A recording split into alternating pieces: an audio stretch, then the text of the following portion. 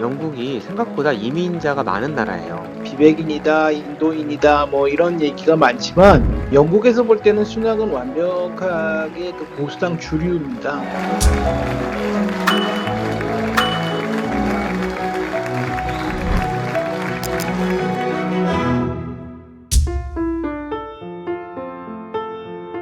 사실 영국에서 뭐 정치인이나 고위 공직자 중에 유색인종, 뭐 특히 인도 파키스탄의 사람을 보는 게 그렇게 낯선 일은 아닙니다.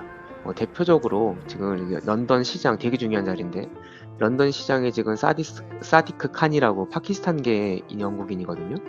그리고 뭐 국회의원 중에도 상당히 파키스탄계 인도계 많이 있고 심지어 왕실도 그 비백인이잖아요. 메건 마클이 엄마가 흑인인 사람인데 그 사람도 어쨌든 두 번째 왕자의 부인으로 받아들였을 정도니까 우리는 미국만 이민의 나라 생각하지만 영국이란 나라도 오랜 이민의 역사가 있고 상당히 고위직으로 많이 이제는 진출한 그런 이민자들을 보는 게 낯설지는 않습니다.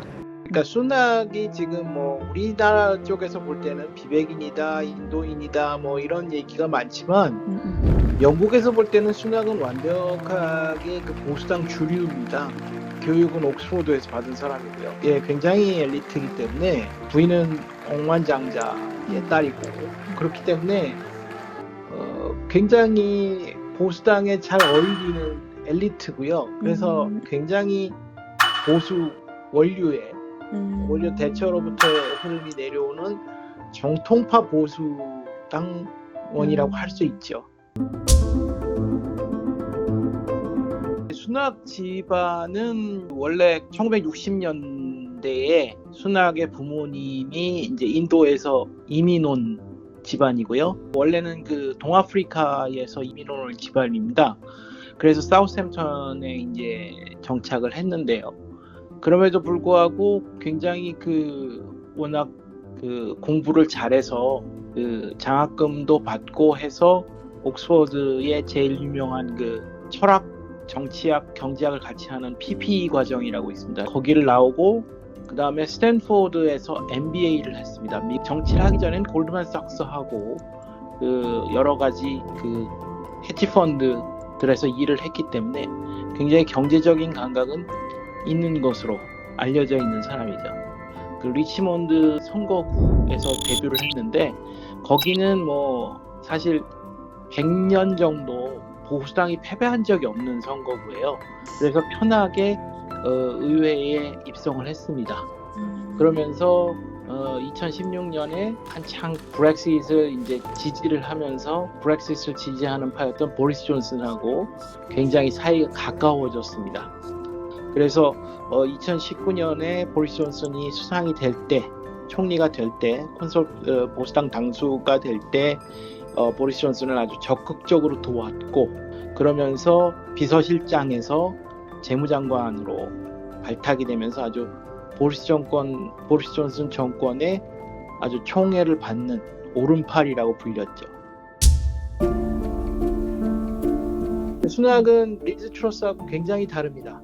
굉장히 작은 정부를 선호하는 사람이고요. 어떻게 보면 대처리즘을 정통으로 승계한 사람은 오히려 순학이기 때문에 순학은 굉장히 리즈 트러스 같은 황당무계한 경제정책은 안 필 길로 보시는 게 맞습니다. 왜냐하면 경선 시점에서도 리즈 트러스의 경제정책에 대해서 심각하게 비판적이었거든요. 너의 그거는 사회주의자고 그렇게 퍼줬다가는 망한다, 몽상이다 라고 계속 경고를 했는데 정작 리즈 트러스가 그런 식으로 감세 정책 때문에 사실만에 물러났잖아요. 그러면서 오히려 순학은 인기가 더 올라갔습니다. 순학 말대로 됐다고, 예상한 대로 됐다고. 그래서 그런 점은 굉장히 유리할 거예요.